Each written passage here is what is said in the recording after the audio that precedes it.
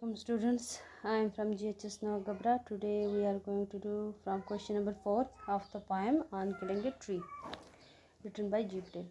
Question number 4 is, the poet says no in the beginning of third stanza. What does he means by this?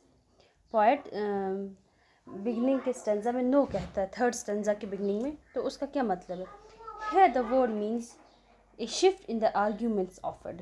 Hair means एक shift argument में जो हो रही होती है वहाँ पे एक शिफ्ट आती है, इसलिए पोएट वहाँ पे नो यूज़ करता है. It bleeds after being cut but it's heals itself slowly and comes to the former size. जब हम पेड़ एक काटते हैं वो उसका जो बाहर को होता है तना जो है वो ब्लीड करता है, लेकिन आहिस्ता आहिस्ता वो स्लोली दोबारा वापस साइज़ में आ जाता है, फॉर्म कर लेता है अपना साइज़, दोबारा वो बना लेता है, दोबारा ग्रो करने लगता है, वो हील हो जाता है. Its roots are deep in the earth which keep its protected. जो इसके जो पेड़ हम काटते हैं उसका जो बाहर को होता है तो उस पेड़ के जो रूट्स होते हैं वो ज़मीन में होते हैं, वो जो इसको प्रोटेक्ट करते हैं, जिसको बचा के रखते हैं, और जिसकी वजह से दोबारा ये हील होकर स्लोली फिर दोबारा साइज़ में आ जाता है. क्वेश्चन नंबर 5,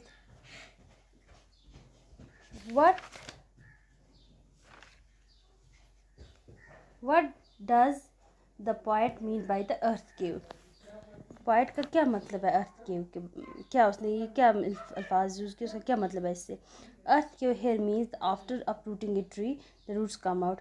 मतलब अर्थ केव के यहाँ के ये मतलब जब रूट्स ज़मीन के अंदर जो रूट्स होते हैं जिसकी वजह से एक ट्री बाहर निकलता है, जो रूट्स अंदर होते हैं उसको इसलिए उसको अर्थ केव, क्योंकि उसके रूट्स ज़मीन में हैं और इसलिए इसको अर्थ केव यूज़ किया. There an opening in the found which is generally deep is called earth. जिनकी ओपनिंग जिनकी जो वहाँ पे ज़मीन की ये नीचे काफ़ी नीचे होते हैं, जनरली काफ़ी नीचे होते हैं, इसीलिए इसको क्या कहा जाता है? अर्थ केव कहा जाता है. What according to poet can kill a tree? Poet के अकॉर्डिंगली ट्री को कैसे मार सकते हैं, कैसे मारा जा सकता है? After pulling the tree its wide and wet roots come out. जब हम किसी ट्री को मारते हैं या काटते हैं, जब हम उसके रूट्स पुल आउट करते हैं, बाहर ज़मीन से बाहर खींच के निकालते हैं, तो उसके जो रूट्स होते हैं वो बाहर निकलते हैं, वो कितने क्या होते हैं? वेट होते हैं और वाइट होते और वेट होते हैं. इस sources of string goes so it's can not grow and again. अगर हम इसके ये सोर्सेस जो हैं, जिस स्ट्रेंथ जो इनकी होती है ट्रीज़ की रूट्स में, अगर हम इनको निकाल देंगे बाहर, अगर ये सूख जाएंगे, ये रूट्स अगर ये बाहर निकल आएंगे और ये इनको सुखा देंगे, ये ख़त्म हो जाएंगे, इस वजह से दोबारा एक ट्री ग्रो नहीं कर सकता, क्योंकि उसके जो रूट्स हैं वही ख़त्म हो गए, तो ट्री दोबारा ग्रो नहीं कर सकता. लेकिन अगर हम इस ट्री को ऐसे ही रूट्स को छोड़ देंगे, अगर हम इस बार को ऐसे ही छोड़ देंगे, वो दोबारा ऐसे स्लोली वो ठीक हो जाता है, स्लोली वो हील हो जाता है और ये रूट्स दोबारा से इसको ग्रो करने में मदद कर देते हैं. इसलिए हमें अगर एक पेड़ को मारना है तो उसके रूट्स को भी बाहर निकालना पड़ेगा. It falls dead on the earth. वो उसके ज़मीन पे मरे पड़े होते हैं. It's branches leaves comes dry. इसके जो ब्रांचेस और लीव्स एक पेड़ के जो होते हैं वो खुशक हो जाते हैं, ड्राई सूख जाते हैं. It begin to wither and turns hard brown.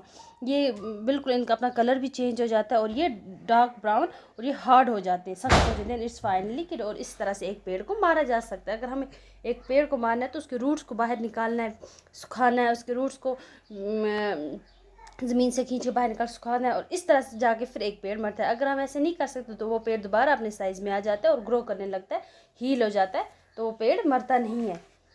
Question number 7, how do you find style explored by the poet in the poem? Read the poems once again. The poet use here a fair style of narrating the brutal work done by man with the trees.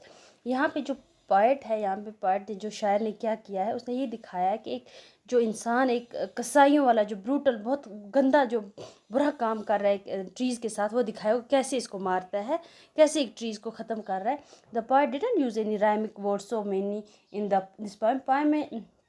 Poem में ज़्यादा rhymic words इस्तेमाल नहीं किए. Somewhere there 4 times he was the rhymic words like feeding, absorbing, doll, to do it. कहीं कहीं पे उसने 4 बारी वाले वर्ड्स राइमिक वर्ड यूज़ किए, जैसे feeding, absorbing, doll, to do it. He just express his view of killing the tree in narrative manner. ये सिर्फ एक नरेटिव मैनर में उसने ये पोएम लिखी है। ये अपनी फीलिंग्स दिखा रहा है कि कैसे हम एक ट्री को मारते हैं, कैसे उसको हम ख़त्म करते हैं। ये सब पोएट ने एक नरेटिव मैनर्स में ये पोएम लिखी है और हमें बताया कि एक इंसान का ब्रूटल वर्क क्या होता है। वो एक इंसान ही खाली एक ऐसी चीज़ है जो ट्री को मार के ऐसे गिराता है, ऐसे ख़त्म करता है। तो यहाँ पे पॉइंट है नरेटिव मैनर्स में ये पोएम लिखी गई है। तो that's all for today. Thank you so much.